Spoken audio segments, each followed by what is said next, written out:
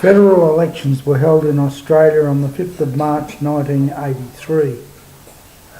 Leading up to the federal election, Malcolm Fraser was Prime Minister and Bill Hayden was Leader of the Opposition.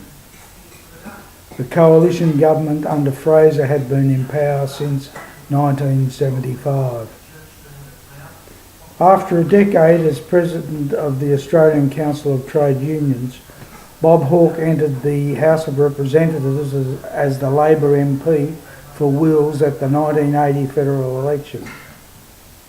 With opinion polls indicating that in contrast to Hayden, Hawke was a certain election winner, Hayden called a leadership ballot for 16 July 1982. Hayden managed to defeat Hawke and remain the leader. His 5-vote victory over the former ACTU president was not large enough to dispel doubts that he could lead the Labor to victory at a federal election. Hayden's leadership was further questioned when Labor performed poorly in a by-election in December 1982 for Philip Lynch's seat of Flinders. Labor needed a swing of 5.5% to win the seat, but could only achieve 3%. This convinced many Labor MPs that only Hawke could lead Labor to victory at the upcoming election. Labor Party power brokers such as Graham Richardson and Barry Unsworth now lined up behind Bob Hawke.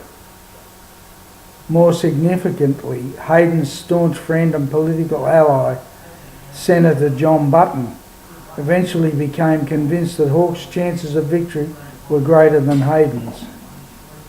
Button's defection was crucial in encouraging Hayden to resign as Labor leader.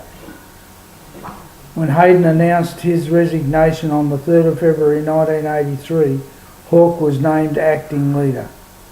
On the same day, Prime Minister Malcolm Fraser called a snap election for the 5th of March 1983. He hoped to capitalise on Labor's feuding. He believed at first that he had caught Labor before it could elect a replacement leader. He was surprised to find out that Hayden had already resigned.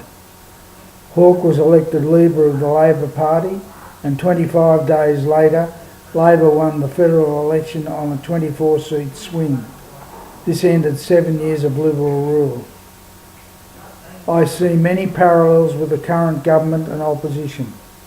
I am predicting there is a likelihood that near the date of the calling of the 2013 federal election, there will be a spill in the leadership of Labor, and instead of Gillard-Abbott contest, Australia may see a Rudd-Abbott contest. I do not think the Liberals will change their leader for Turnbull. It is mainly Labor political followers who think that Turnbull should be leader of the Liberals. These Labor followers will not change their vote to Turnbull, as Rudd is much more popular. There will be some who will suggest that Carr will lead Labor to the next election. I do not agree, as Carr is not popular in New South Wales, and New South Wales does have a major influence on the finality of the federal election. So there is my prediction, and only time will tell how accurate I am.